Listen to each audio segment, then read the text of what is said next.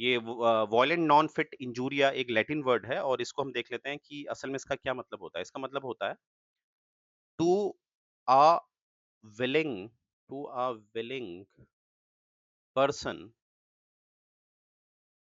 It is not a wrong a wrong.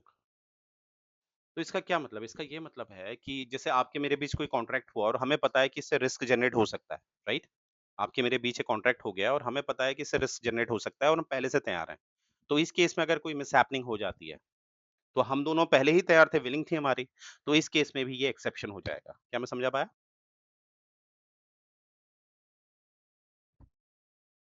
Absolutely. Violent non fit injuria यहाँ पर एक तरह से विलिंगनेस आती है, ठीक है? विलिंग होता है यहाँ पर देखो। पर्सन्स के बीच क्या होती है? विलिंग। Got it? चलो। अब वही बात हो गई, कार रेसिंग होती है ना, तो आप मेरे साइड में बैठते हैं, तो आपको पहले पता है कि कार रेसिंग है तो कार बहुत तेज जाएगी, रेस और मैं बहुत तेज चला रहा हूँ और अगर कोई डैमेज होता है तो ऑब्वियसली वो ज़्यादा होगा। तो आप पहले ही आपने आपको पता है कि कार रेसिंग में आप पार्टिसिपेट कर रहे हैं, राइट? Absolutely, absolutely. चौथा है आपका स्टैट्यूटरी स्टैट्यूटरी अथॉरिटी। इसका ये स्टैट्यूटरी का क्या मतलब होता है?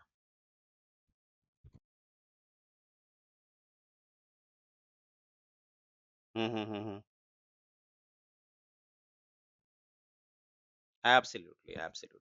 देखो इस केस में सिंपल सा है, मैं आपको बताता हूँ। ये तो बहुत आसान है। इसको तो ऐसे इंडिया में तो आए दिन दिखता है। देखो, जैसे इंडिया ने कोई क्या है कि रोड निकालनी है, ठीक है? एक नेशनल हाइवेज़ बनाने हैं, ठीक है? ये रोड बना रहा है इंडिया, ठीक है? National highway authority of India एक रोड बना रहा है, तो आपको पता ही है अब तो प्रॉपर्टी हमारा क्या होता है कि it's not a fundamental right.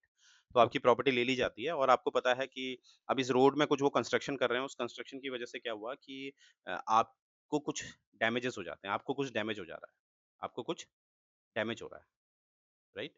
हो सकता है वो टनल निकाल रहे हों, आपकी बिल्डिंग पे कोई नुकसान आ गया है, राइट? आप जिस बिल्डिंग में हैं, हो सकता है उसके पिलर्स में कोई दिक्कत आ गई है, तो उस केस में यू कांट सू क्योंकि ये पब्लिक इंटरेस्ट में काम होते हैं।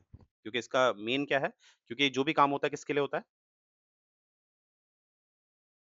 Public interest. तो ये भी इसका एक एक्सेप्शन है। इसे कहते हैं हम एब्सोल्यूट सॉरी माफ करना इसको हम क्या कहते हैं? इसको कहते हैं स्टैट्यूटरी अथॉरिटी।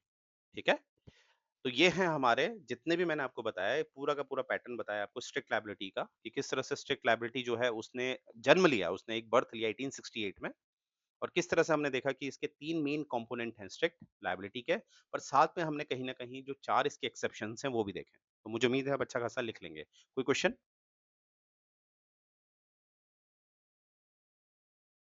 ओके। अब इसको एक काम करते हैं 11 बज गया। एब्सोल्यूट लायबिलिटी कल करते हैं, ठीक है? और कल का टाइमिंग क्या रहेगा हमारा शाम को, ठीक है? हाँ, और हमारा डिसाइडेड क्या है वेडनेसडे को हम ऑफ रखेंगे और वेडनेसडे का क्लास हम लेंगे हाँ, वेडनेसडे का क्लास लेंगे संडे को पर संडे को वही 10 बजे 10 एएम राइट? और बाकी टाइम हमारा रहेगा कितना 9 टू 10 पीएम। वेडनेसडे को of. Sure, sure, sure, sure.